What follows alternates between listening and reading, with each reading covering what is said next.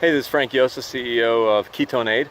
Today I want to talk about the number one misunderstanding with ketone esters is that keto is not required. Okay, keto is not required. Why do I have to overcome this myth? Because the ketone salts came out first, and there's other videos on the difference between ketone salts and ketone esters. It's just so massively different. And the ketone salts are so much weaker that they only tend to maybe work a little bit if you're also implementing a ketogenic diet. And if you watch that video, you'll see that my theory is that most of the benefit that you may get is the salt portion, not the ketone portion of the ketone salt. So everyone knows that you need a massive, well, not everyone, you do need a massive amount of salt load during a ketogenic diet. And by taking a ketone salt, that can be your way to get the salt, even though you think you're getting the benefit from the ketones. Anyhow, but the ketone ester was designed with the mindset that the ketogenic diet is just too hard. Now, there'll be thousands and hundreds of thousands of people that will say, no, ketogenic diet's not hard, but you know what? For the typical average American that goes to McDonald's, it is hard, and someone's going to say, oh, well, you can be keto at McDonald's too. Yeah, sure. But so it's designed for non-ketogenic people, so athletes or non-athletes looking for mental performance gains. So that misconception. Now, if you are keto, there are some, and that is 80% of the people that buy the product are keto. Why is that? Because they've already taken the deep dive and understand what ketones are. So these non-keto people, it tends to be more of a leap for them to skip over the ketogenic diet and go straight to the esters. So we tend to see people, that have already been keto previously, have tried it out, or know the difference. But if you are keto, one of the benefits is you might be able to take less, notice it more quickly. And the reason for that is, first of all, talking about taking less. So your body, when you're if you've ever been keto, will start making what are called MCT transporters. So not MCT oil, but it's called MCT transporters that takes the ketones out of your blood and into where it needs to go. Now, keep in mind, everyone always loves checking their blood meters and seeing how high the ketone numbers they can go. It doesn't do anything when it's in your blood. It doesn't clean your blood, doesn't make your blood, healthier or better to be swimming around it, at least as far as I know. I mean, maybe it does.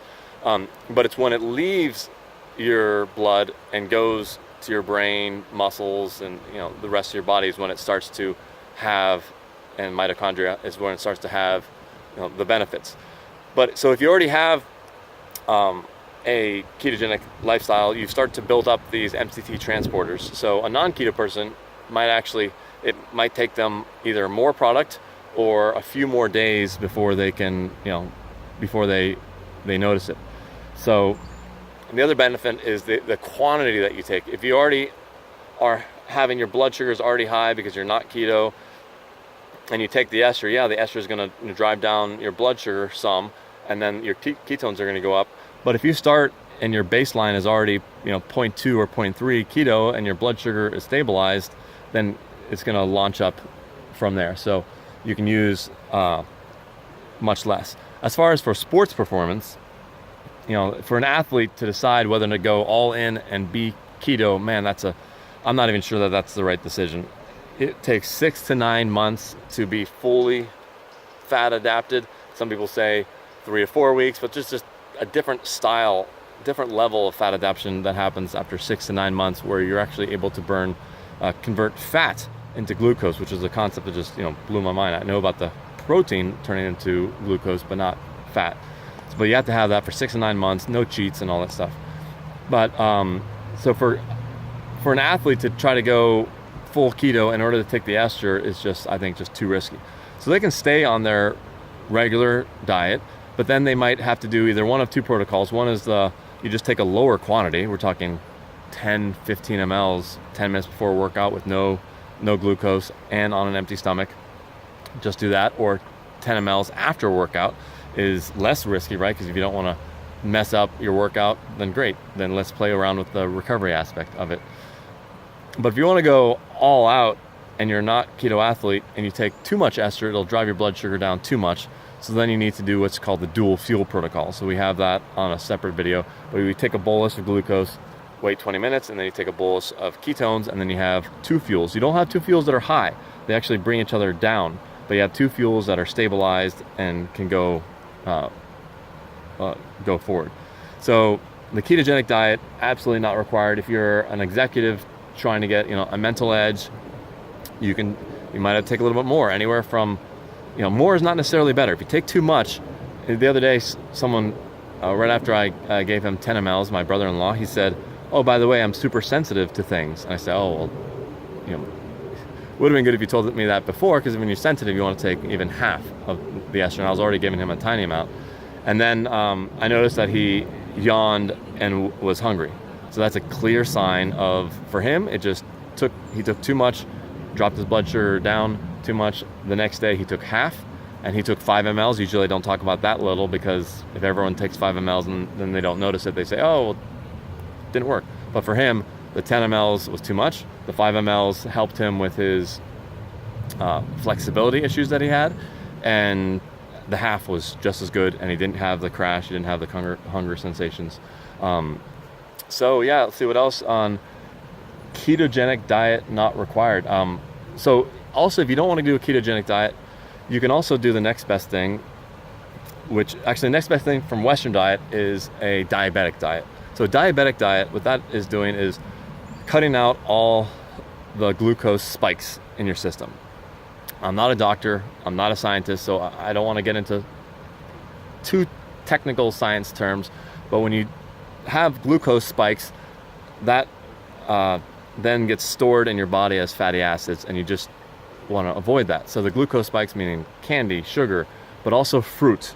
Fruit is the number one biggest thing that I have a debate about. I have this list of 5, not deadly sins, but 5 things to avoid if you're not willing to go keto, but you can at least do these 5 things. Number 1 is fruit, rice, pasta, bread, and then number 5 is fruit again. And then I proceed to have a half an hour discussion, which I should make a separate video on why fruit is the devil for certain situations. But fruit will drive up your blood sugar just the same way as a Snickers bar. Maybe slight exaggeration, maybe it doesn't more, but it will still pop your blood glucose, and that's the problem. So if you do a diabetic diet and limit the spikes, that can really have a benefit, because that fatty acid buildup can interfere a little bit with the ester, or make it so you need to take a little bit more, so it can cost you more money. So if you're doing a Western diet, if you want to go one notch over toward keto, it'd be the diabetic diet, which still has a lot of carbs in it, but just less of the spikes. The next step over would be to drop go a little bit further and dropping those 5 foods, but then increasing your fat content. So there's a separate video on not to mix MCT oil, the C8, the super strong MCT oil. Don't mix that with ketone ester. But the regular super cheap liquid coconut oil, Carrington Farms, $8 a pound. I mean, I put that stuff, I take vials with me to restaurants, and I pour it on stuff. I leave it in the car. It's a little bit troublesome in the wintertime when it turns hard, but the liquid coconut, for the most part, double bag it, take it to restaurants, only eat out of the side menus. But I put a tablespoon in any meal that I have. If I have guac, I add it to that, or olive oil, but the MCT oil has less flavor, so it's just an extra way to get oil. Add that to everything. Now, if you're trying to lose weight, that you have to remember that has 300 calories. So if you're adding that, you want to be making sure that your meals are substantially smaller, because it has calories. But don't be worried. It's supposed to make you more full than the 300 calories that you drank. But again, if you add that to a regular meal that you would have eaten otherwise, yeah, you'll gain weight. So by adding that fat, you're going to get a little bit closer to the ketogenic diet and lifestyle. And then the ketone ester is a food group, can be considered a food group, so it makes you more closer to the ketogenic. Less of it will work, and you can save money. So ketogenic diet, absolutely not required with the ketone ester, but food is always best, whether that's keto food or unprocessed food is the best thing to do first. But then when you add the ketone ester to that, you get exponential results. All right, thanks.